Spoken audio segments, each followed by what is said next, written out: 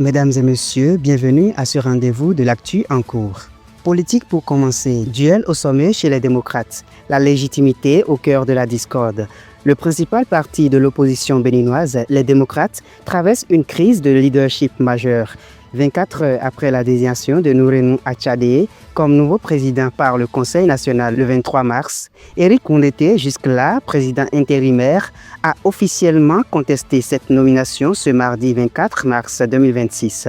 Alors qu'il dénonce une violation flagrante des tests statutaires, le camp adverse, soutenu par le secrétaire administratif, Kamar Ouassangari, balaie ces accusations et défend la régularité du processus. Cette situation de bicéphalisme inédite fragilise la cohésion interne de la formation alors que les deux protagonistes revendiquent chacun la direction légitime du parti.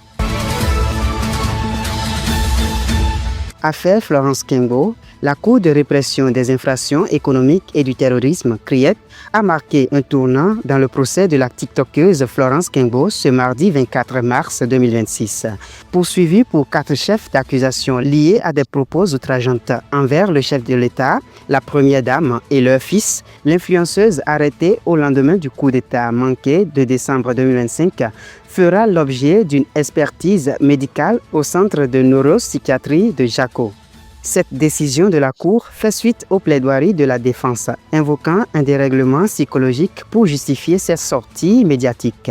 L'audience a été renvoyée au 2 juin 2026, date à laquelle le tribunal se prononcera sur son état mental au moment des faits. Toujours sur la page justice, réquisition sévère contre Soumaïla Sounan-Bokeh, la justice tranche sur l'intentionnalité.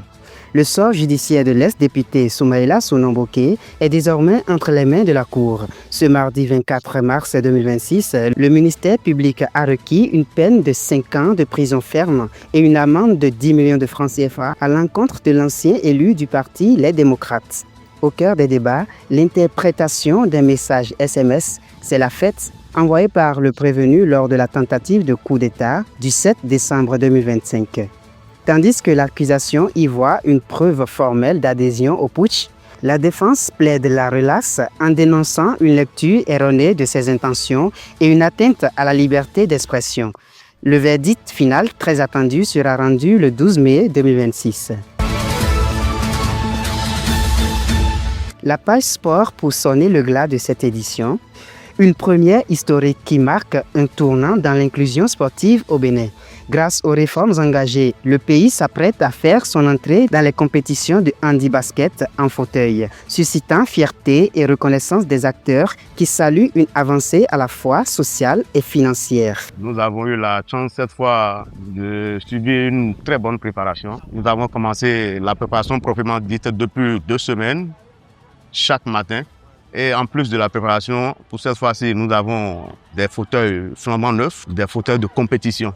Donc, sans vous mentir, nous sommes prêts et le moral est vraiment haut. Le gouvernement béninois, depuis 10 ans, a mis beaucoup de choses en place en faveur des personnes handicapées, d'où l'accès au sport, l'accès universel. Aujourd'hui, l'équipe nationale de basketball fauteuil du Bénin a l'opportunité d'avoir le matériel adéquat. On peut maintenant se comparer aux grandes nations. Il faut aussi noter quand même que c'est la première fois déjà que le Bénin a été officiellement admis dans la Fédération internationale de basketball fauteuil. C'est la première fois que le Bénin a l'opportunité de participer à la Coupe d'Afrique des Nations de basketball 3-3 fauteuil roulant. Remercier quand même le gouvernement pour avoir pris en charge tous les frais liés à la préparation, à la mise au vert et les frais liés également au voyage sur Luanda. Ce qu'on attend de ces joueurs, c'est qu'ils se donnent pour faire en sorte que le Bénin sorte grandi au relais de nos bonnes médailles de cette compétition-là. Ce sera tout pour l'instant. Nous vous remercions de nous avoir suivis. À très bientôt.